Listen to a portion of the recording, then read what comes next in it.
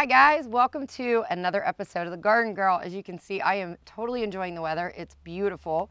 We're at the end of July, beginning of August here, close. So a couple things I want to do today because it is that time of year. Hi, Mr. Honeybee, how are you? Apparently he wants some camera time. What we're going to do today, it's really busy. Now that the rain has stopped and we have a great forecast in the future, it's a perfect time to come outside and cut my pothos that I keep in the house. So I made some cuttings, and I'm going to show you how to do that really quick because it's so easy. And we are getting into more advanced stuff. And then I'm also going to pot up some Sweet Annie that I found. I had it here last year, didn't know it was going to pop up, so we're going to do that. We're also going to go over those ugly baskets and what we can do to get August and September out of them yet, and even into October. In my case, I have them in October. So stay tuned. When we come back, we're going to dig right in and get dirty.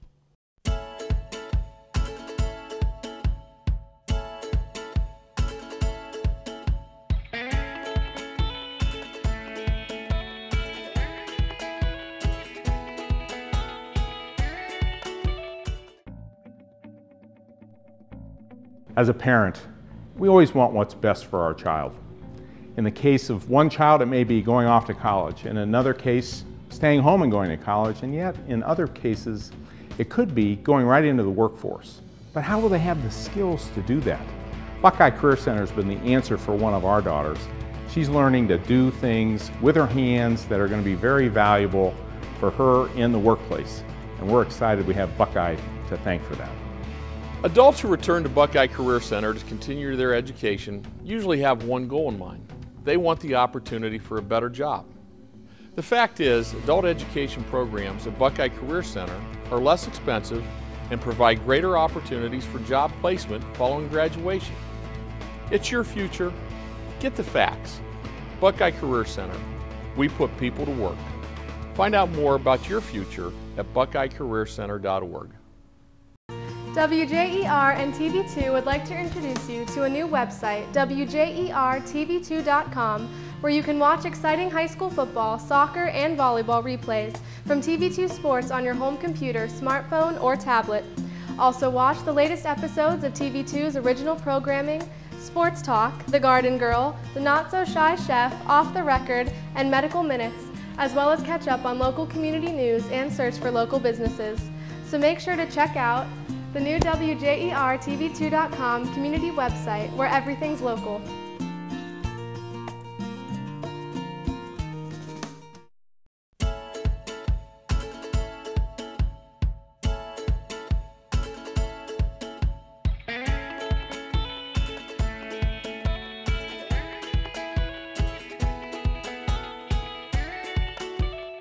Hey guys, welcome back. All right, let's dig in and get dirty right away. Now, me and Tammy took you through how to do some cuttings. So we're gonna just kind of branch out on this a little bit more. This is pothos. It's a trailing plant, as you can see. It's so easy to grow. If you are a beginning gardener and you want some indoor plants and you're thinking you want some air purification for indoor air quality, you've heard me talk about it before. If not, go back and watch the episodes. Pothos is one of the easiest ones to grow. It tolerates so many different light conditions. It tolerates you going on a 2-week vacation. It tolerates you being a little overzealous and watering a little too much. And all you basically do, what I did, I cut these off and I had them in the water, some actual diluted fertilizer water for about a week just to get these little nodes started. These little nodes are what's going to end up being the roots. Kind of like on the tomatoes when we trench planted them, a lot of things will tend to sprout roots. And this is one of them. So I've got 2 here. I'm just going to cut. I've got some nodes. I've got 2 leaves so that it can photosynthesize and feed itself and get roots going. This one here, I actually have 2 cuttings. You can see 2 leaves here. So what I'm going to do is take these nodes right here so that I've got roots to sprout and I've got photosynthesis. And then last but not least, I don't need this whole big conglomerate of stuff. So I'm just going to nip this off and that's it. Now, how easy is this? Finger. Oh, I probably need a little more soil. See, we're so like formal around here. All right, I'm gonna fill it up. I'm gonna leave about 1 inch to a 1/2 inch to the top. I know I always hammer on you guys about leaving 1 inch to the top. This is a more drought resistant plant, so I can afford to only leave it a 1/2 inch. Notice that this is pre-moistened. Again, the reason why I do that is because if you take dry soil and put it in and plant it and then water it in good with your rain wand, it is going to sink like a ship. So you do not want to do that. It's easier to pre-moisten it and figure it out. Stick your finger down in, shove it down in, finger, shove, finger, point it out so it starts growing that direction. And then last but not least, this squirrely whirly little guy, he's got some great roots on him already. Finger, shove it down in there, give him a little space, get those roots down, and that is it. I mean, it, honest to God, is as simple as that. Scary as it sounds. So if you get yourself a pothos plant, wherever it may be, and you decide that you want more baby pothos plants, as long as it's not some new variety that is, you know, propagation prohibited, you're good to go there. All right, sir, you are done. Okay, so next, see these little things? I almost pulled these. I almost pulled these thinking they were a weed because I went on a weeding rampant with you guys coming back here to the house. And for some reason, I pulled one and I must have itched my nose or something. And I realized this wasn't a weed. It was Sweet Annie, which if you're not familiar with, last year was the first time I grew it. I had a bunch of it, nice big long stems.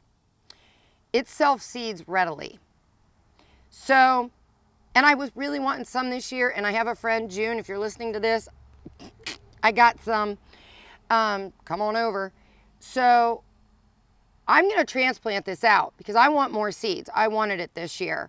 I didn't realize that it's self-seeded. So again, these are babies. I might put them in the ground here in a couple weeks, but I'm gonna do the container right now, and I'm gonna get them started in the container. I really lean towards starting things that way, especially when there's not a good root system. And I really don't trust Mother Nature. To be honest, I don't trust her because you and I know that forecast can change and the kids are gonna be yelling at you guys why they can't go to the pool every day. And again, this one here, where do they grow? They grow in the sun, supposedly. Where did I find the two bigger ones? In the shade under a pine tree, pine needles and everything, so there's acidic. What I do know is that they will grow anywhere. These things sprouted up everywhere. So, and the nice thing about Sweet Annie is that, believe it or not, it is an herb. A lot of people, this is considered a craft herb. A lot of people make wreaths, dried arrangements. If you are going to get yourself some, what you need to remember is this is a later plant. It's something that you're going to start harvesting once you see the yellow flowers in spring, yeah. I'd like to see yellow flowers in spring, that'd be great. In the fall. So this is a September, I think fair time-ish, fall, football season. Once they start turning yellow, then you can start harvesting them. The reason being it allows the stem, the wood and everything to mature and they dry a little bit better for you. Some people say, wait, Heather, they have properties, medicinal properties. Yeah, they do. They're actually used in the laboratory to treat malaria, amongst some other things such as lupus. It is a medicinal herb, technically, but around here, most folks, and honestly, please, hopefully we don't have malaria, so let's just start by saying that. And two, please don't try to use it for that purpose. It is something that is manufactured in a laboratory. The other thing about Sweet Annie is that, like I said, it does readily self-seed. So the whole reason that I'm gonna get these guys is one, I want some craft stuff, I want some dried, but I do want the seeds. Only this year, Heather's gonna make sure she deadheads them and keeps them contained in one area. When we come back, I am going to take you guys through all these ugly containers. I have left some go to give like a before and after. So we're gonna go through some different plants, obviously the petunias, but we're gonna go through another one that's pretty popular that I didn't cover last year. So stay tuned, we'll be right back.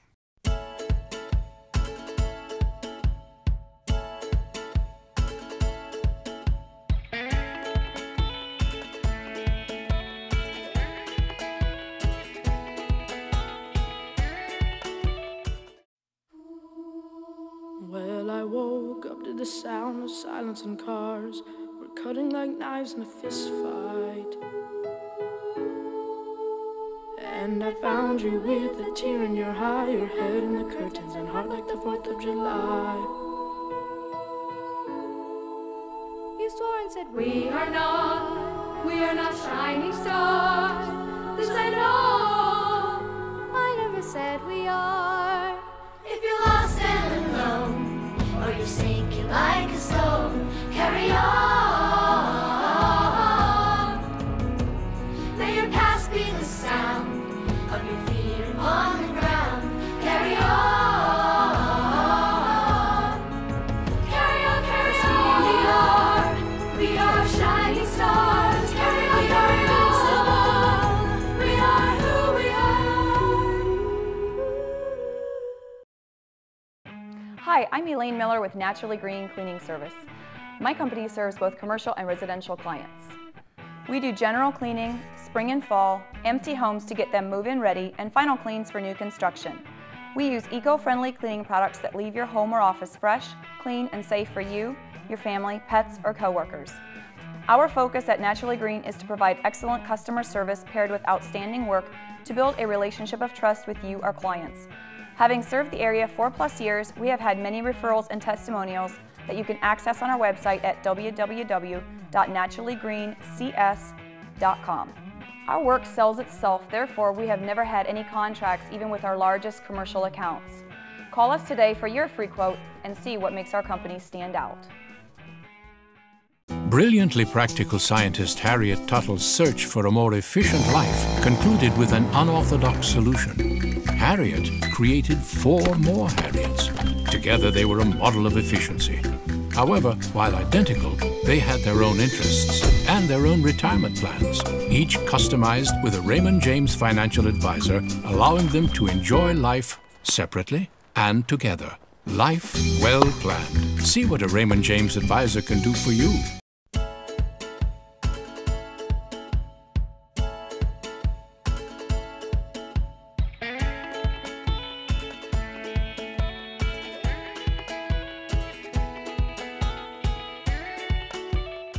Hi guys, welcome back. Okay, so last year I covered it, but this is probably something I'm going to cover every single season because petunias are one of the most popular plants that people will go and either you plant them up yourself or you go and buy them pre-made. Either way is fine. But go ahead and get a close-up of this sucker. As you can see, more times than not, around T County, I have been seeing them look like this, okay? Now, obviously, it's going to depend on what kind of petunia you have. There are mounding, trailing, spreading. I purposely left this basket go to show you the absolute don't. And one of the reasons being is because I wanted to show you the spent flower, the gangliness, the lack of me trimming it on purpose, and if you come down right in here, you will see the dying seed pods. Now, with most annuals, again, and even some of your perennials, a plant's purpose in life is the same as ours, to reproduce. For plants, that is setting their seed. So, you want to try to prevent this. So how you see these picture perfect petunias, which we are going to show you one of them that I've kept in a container that's very nice, but you'll see how compact it is because you constantly need to keep after these suckers. If you're not one that likes to go out and maybe talk on your phone like I do and pick and clean and do that kind of stuff during a phone conversation, petunias aren't for you. There's other things that are easier to clean and stuff.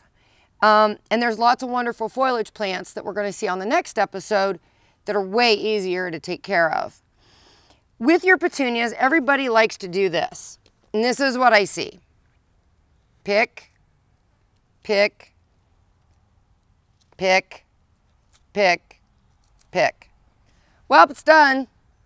No, it's not.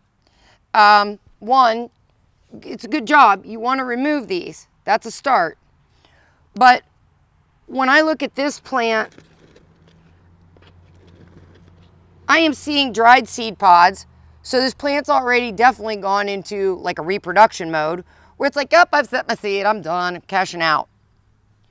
So now I've got to come in and try to get this thing talked into blooming again. Well, for one, as you've learned on previous episodes, anything dead can harbor bugs and diseases. So I want all the dead stuff off of there. But first, why make my job harder? I'm going to come right back in, and I know, easy guys, because you're going to pass out. Yep, I really am doing this. First of all, if you want to make it easy, I know if you have to sit down, just make somebody else do it for you if you can't bear to cut these things. Because if you want good blooms to happen, you're going to get this sucker shaped back. Now, notice that I am not being that, oh, you have to cut it here. Oh, you know what, with petunias, just hack them. Just hack them, just cut them. Get her done. Here's a seed pod that is starting to mature. I don't know if you can get a close-up of that. I'll try to hold real still.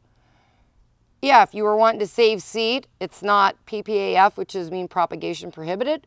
You could go ahead and save this. Let it dry, empty it into a bag. I don't.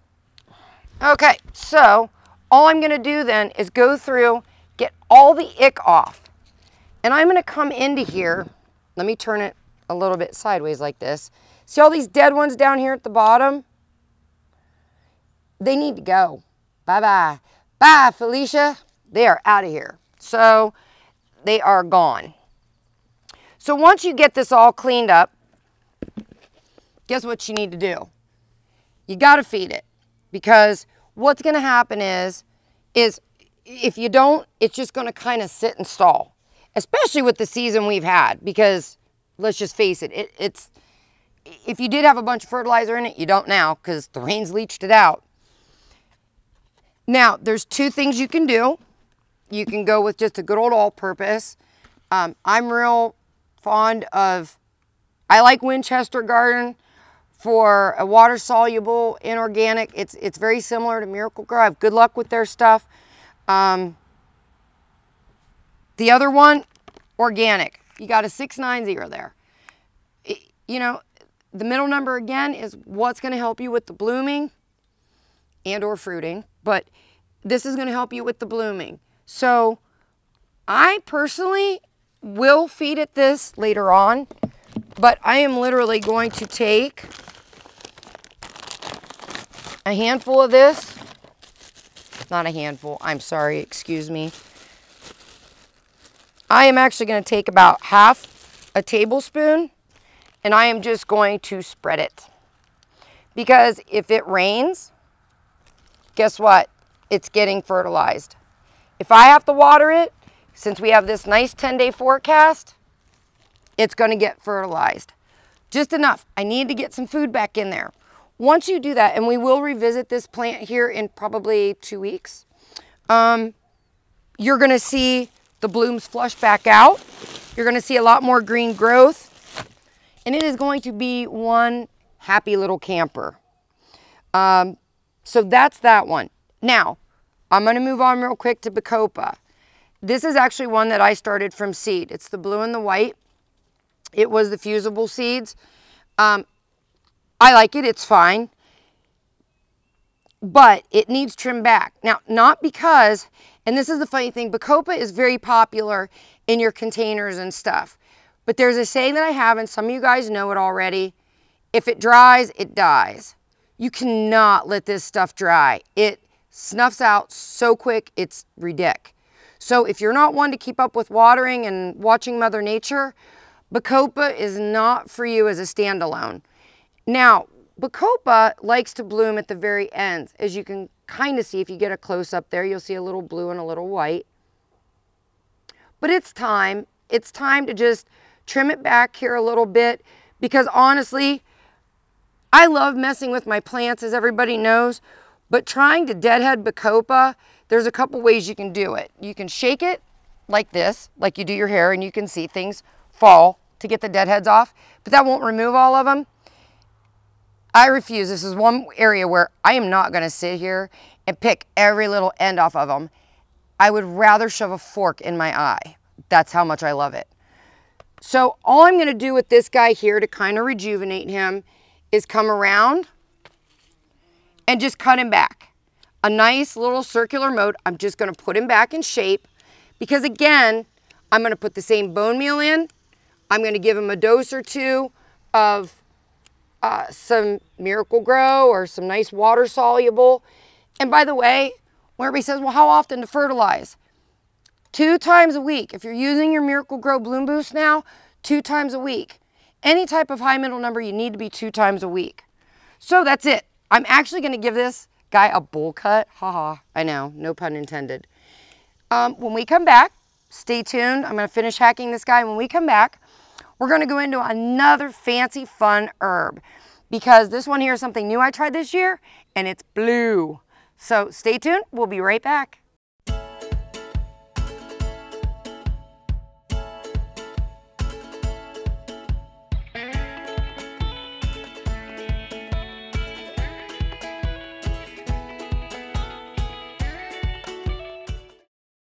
Hi, I'm 1450 WJER's Bill Morgan, inviting you to join me on television Wednesday evenings at 7 and Friday afternoons at 5 for TV2 Sports Talk. Sports Talk is your weekly look inside high school football, volleyball, soccer, and more. Look for guest appearances from your favorite area coaches and players. TV2 Sports Talk, Wednesday evenings at 7 and Friday afternoons at 5 on DMG Channel 2 on Time Warner Cable. WJER and TV2 would like to introduce you to a new website, WJERTV2.com, where you can watch exciting high school football, soccer, and volleyball replays from TV2 Sports on your home computer, smartphone, or tablet. Also watch the latest episodes of TV2's original programming, Sports Talk, The Garden Girl, The Not So Shy Chef, Off the Record, and Medical Minutes, as well as catch up on local community news and search for local businesses. So make sure to check out the new WJERTV2.com community website where everything's local.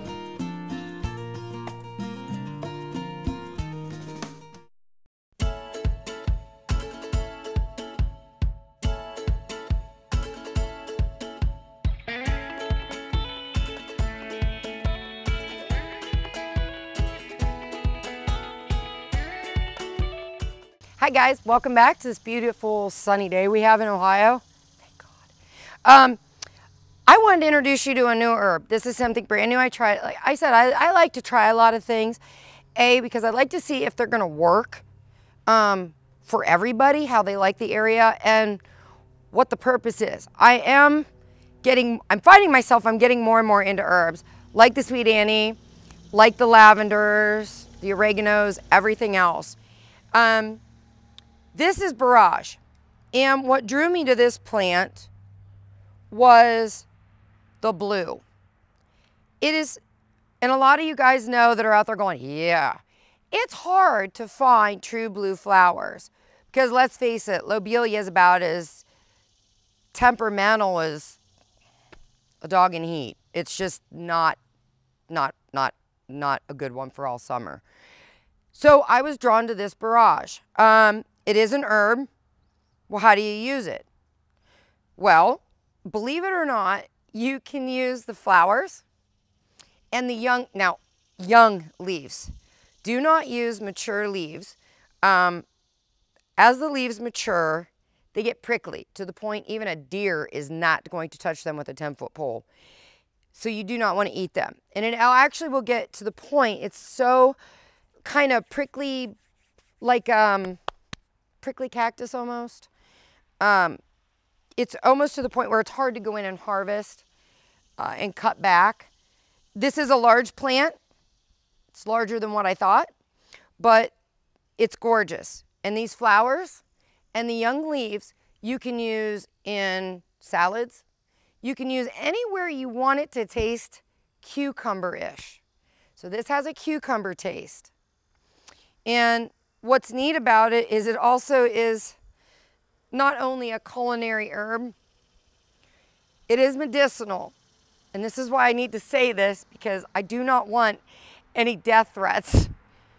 Okay, this particular herb has a mild laxative effect. Okay, so easy. When you start using it, maybe just try a little bit at a time, because I, don't want anybody getting sick. Or looking like the guy off of Dumb and Dumber. So now, does this have any other, say, aromatic or aesthetic quality? Absolutely. Let's go back to 1, it's blue. 2, it's a big plant, so this is going to fill some space. 3, there's 3, I can count. The nice thing about it is, I don't know if you can see all this. This has like been a major hangout for the bees. And this is a bee magnet. If you look anywhere on the internet, they will tell you borage is a bee magnet. And luckily, these are the honeybees that reside here. So I'm more than happy to give them stuff to do. They make their little, morning routes here and afternoon routes. But this is definitely like the malt. This is a hot spot for these guys. And they are loving it, which honestly, I didn't even know that. When I bought the thing, I just bought it because it's blue. And I like cucumbers. Can you cut it back? Heather, it's getting too straggly. It's growing here, it's growing there. Cut it. Get in there and cut it. You're not going to hurt it. I've already accidentally tried to move branches and broke them off, and they still are living. They literally are still living by slivers. So this is very hardy. Is it a perennial herb? No, it's not. Unfortunately, it's not. But as a bonus, just like the sweet Annie, how it is very freely self-seeding, this guy is too. So you're going to want to save the seeds as soon as the seed heads, the flowers die back.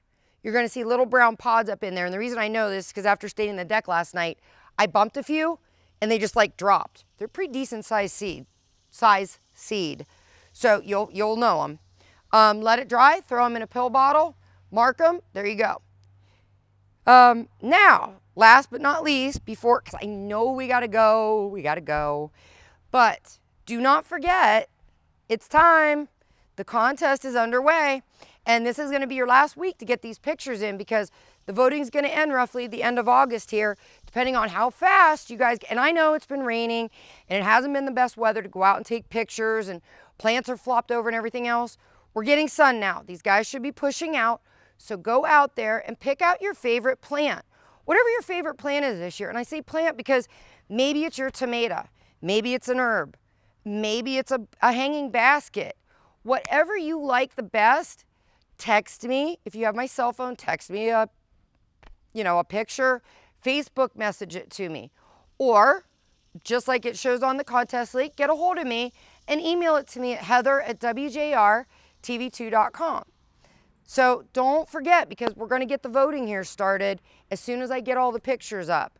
Somebody says, well, you're going to put our names. No, I'm not going to put your name. I might do a first name and a last initial, but everybody's going to be secretive, so it's okay. And we'll see how many likes and how many shares everybody gets. Last but not least, we also want to make sure, if you're doing your cuttings, it's hot out, and like me and Tammy said, you can't let them dry. So make sure you're keeping an eye on them, keep them watered, keep them in a nice area where they're not getting too much sun, but enough to get them growing. And please be easy. If you're gonna dig around, if curiosity is killing you and you just have to dig to see if it has roots, go for it, but be careful. Try to resist the urge. If it's not dead, here's one way to look at it. It's been a couple weeks. If it hasn't croaked over yet, chances are it's gotten some roots, because somehow it's eating, it's uptaking, it's doing everything it needs to do. So stay tuned for next week's episode, because it's going to be really cool too. We're doing some updates, and hopefully you'll enjoy them. Take care, enjoy the sunshine, and we'll see you in a week.